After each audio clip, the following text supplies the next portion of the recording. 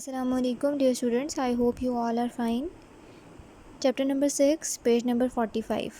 I now had two homes on the island. अब मेरे पास दो घर थे आइलैंड पर. The first was my tent, एक मेरा tent, with the wall around it, under the rock and the cave behind, जिसके पीछे केव था. By this time I had made the cave so much larger than I had several rooms. मैं जो केव है वो इतना बड़ा कर चुका था कि उसमें बहुत सारे रूम्स बना लिए थे मैंने. वन लीडिंग इनटू अनदर, जो कि एक के अंदर से दूसरा निकलता था. The largest of these had a door opening out beyond where my wall met the rock. जहाँ पर मेरी दीवार बिल्कुल पत्थर के साथ थी वहीं उसी दीवार के पीछे दरवाज़ा था. माई फेंस और wall was made with posts. जो मेरा फेंस था वो पोस्ट से बनाया गया था. याद है आप लोगों को जो हम लोगों ने देखा था पोस्ट उसने राउंड करके बनाया था, हाफ ऑफ द सर्कल, जिसमें उसने पॉइंटेड पोस्ट्स से पूरा फेंस बनाया था. Which were now all growing like trees. अब सब की सब जो पोस्ट्स हैं वो दरख्त की तरह बढ़ती जा रही थी. They were so big and had spread so much that it was impossible for anyone to see my house from the outside. ये इतने बड़े हो चुके थे कि किसी के लिए भी इम्पॉसिबल था मेरा घर बाहर से देखना. Nearby were the fields where I grew my barley. करीब ही मेरी बार्ले की फील्ड्स थी.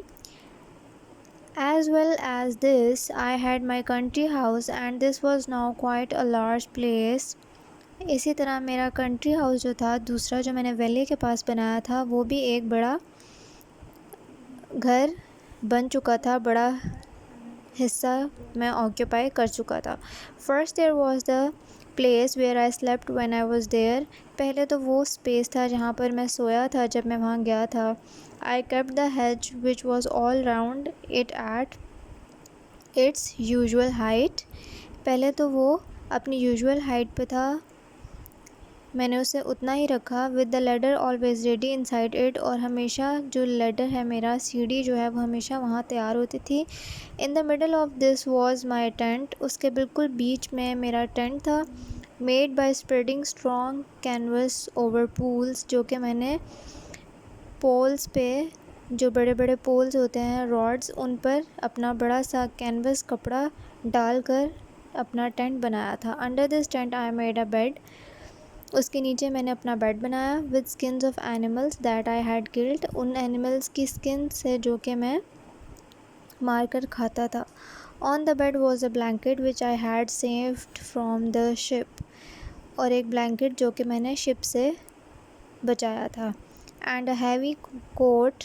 और एक heavy coat which I used as a bed cover. जो कि मैं एज अ बेड कवर इस्तेमाल करता था. This is where I lived when I was away from my bigger house. ये वो जगह थी जहाँ मैं रहता था जब मैं अपने केव वाले बड़े वाले घर से दूर होता.